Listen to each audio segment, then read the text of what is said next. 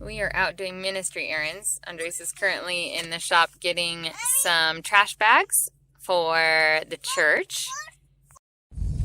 And so as we are running errands, I have tons of time in the car. And since I haven't had a chance to update you guys on books that I've been reading, I figured I would do a car book update. We were at our team retreat last week, and so Andres wants to check the tire pressure. So he's gonna get the tires checked, and I'm gonna catch you guys up on books. So I did a review of a few books by Jennifer A. Nielsen. I did a review of The False Prince. Loved it. I'll link its review up here if you guys want to check that one out. I also reviewed the second book in the series, The Runaway King. But then my December book was The Shadow Throne, which was the third book in the trilogy, and I have not reviewed that one yet, and I'll tell you guys about that one in a minute.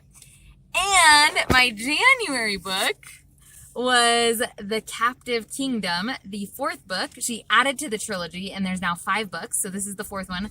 I have yet to read the 5th one, and I'm actually not sure I'm going to. And the reason I don't know if I'm going to read the 5th book is because as I was reading this series, something in her writing style stood out to me that hadn't stood out to me before. And so, I don't know. I didn't love it. So I'm going to go back and I'm going to talk a little bit about the first 2 books. And then I'm going to tell you about the 3rd book, which was my least favorite, and the 4th book. So the first book, after I reviewed it and after I started reading more, I realized that there was something that she does in her writing that I don't exactly love. So I'm going to read for you guys a few quotes.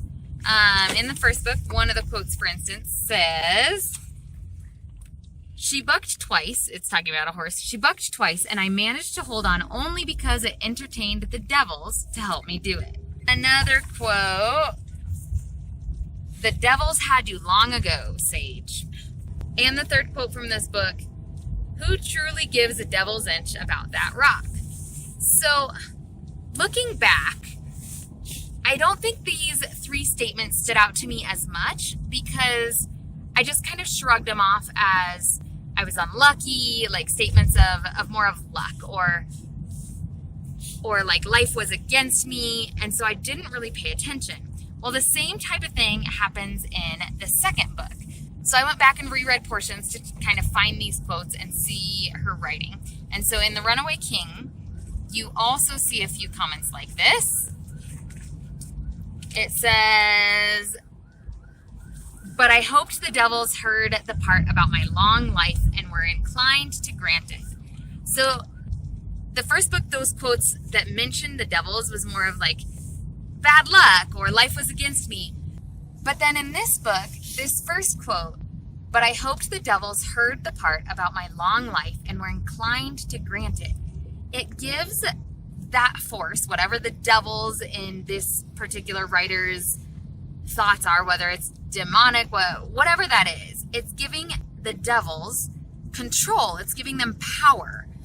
Sitting here and I was explaining to my husband what I was telling you guys, and I just reread the quote from this one about, "I hoped the devils heard the part about my long life and were inclined to grant it." And I just realized I should have noticed before when I was reading the second book and not even gone on to the 3rd and 4th, because God is the one that knows how many days we're going to live. God's the one that knows the number of hairs on our heads, not the devils. But again, I just didn't realize in time, and unfortunately, I wouldn't recommend these books to anyone. And so that was interesting that I noticed in the second book. And there's another quote. It says, "And if the devils were willing, I could go home again." So again, it's giving the devils a lot of control over the situation. And as a Christian, we know that you cannot belong to 2 masters. So if the devils have control over this character, and I get it, it's fiction, but if the devils have control over the character, then in a sense he's with the devils, and that just doesn't sit well with me to read about that. Even though it's fiction, it just, I don't know, it just doesn't sit well with me. Well, I was somewhat okay with it in the first 2 books. If you watch my reviews of these first 2 books, you will see I loved them, I enjoyed them. I kind of looked past those comments. until I got to the third book.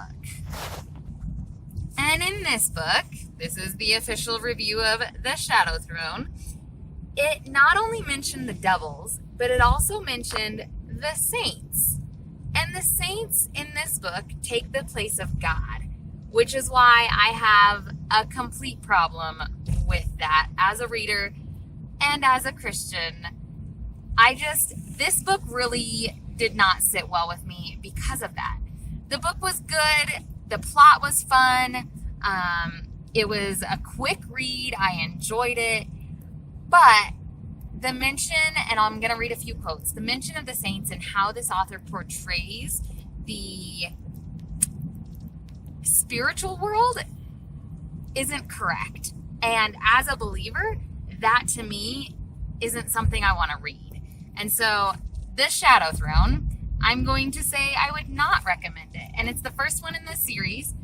When the other books mentioned the devils, like I said, I kind of looked past it and I still recommended them and they were fine. But when this book started falsely teaching how you can get to heaven, that's where I started to have problems. So the first quote that I had a problem with: I had spent much of the past 2 days thinking back on the things the priests of the churches had taught me about an afterlife.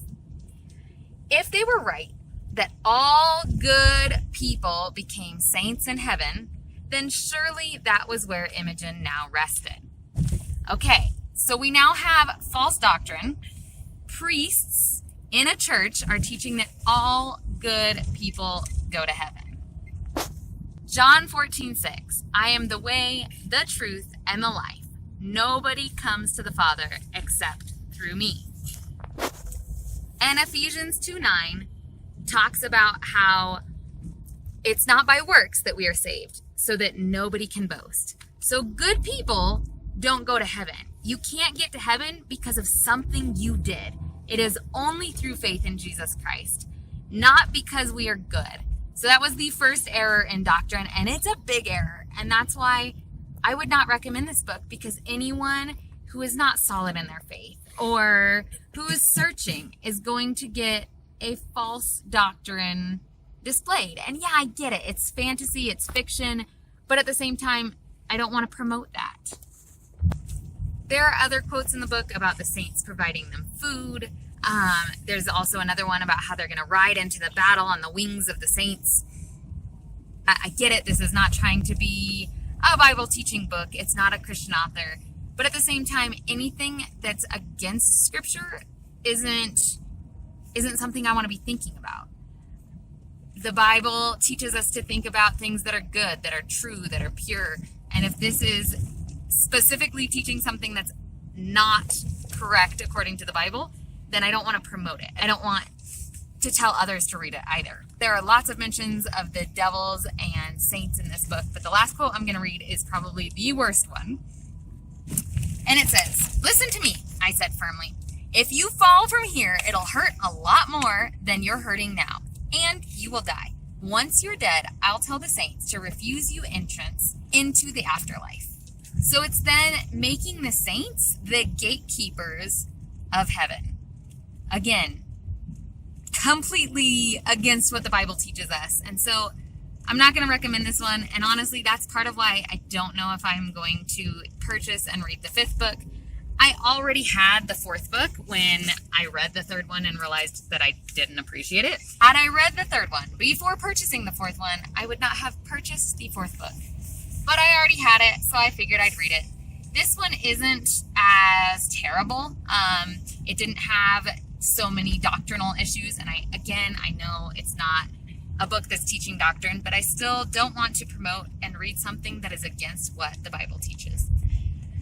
Plus, this one, honestly, it was harder to follow. It was like before the 3rd book, so in the timeline, it would have gone 1, 2, 4, 3, and so it jumped back in time and tried to tell us about people and characters, and characters made decisions, but it never justified them. It never explained why. And so, I don't know. I just didn't love it anyway. So, to be honest, I don't think I'm going to read the 5th one. I would not recommend 3 or 4. 1 and 2 were decent, but knowing what I know now, I wouldn't recommend any in the series. So I'm actually going to take those books out of my Goodreads playlist. I will link my playlist to the books that I enjoyed up here. That way you can check them out if you're interested in some books that I've read and enjoyed. Make sure you subscribe so you guys can see more videos in the future. Hopefully you enjoyed this video and it gave you some tips of what not to read. But love you guys, and I'll see you guys on the next video.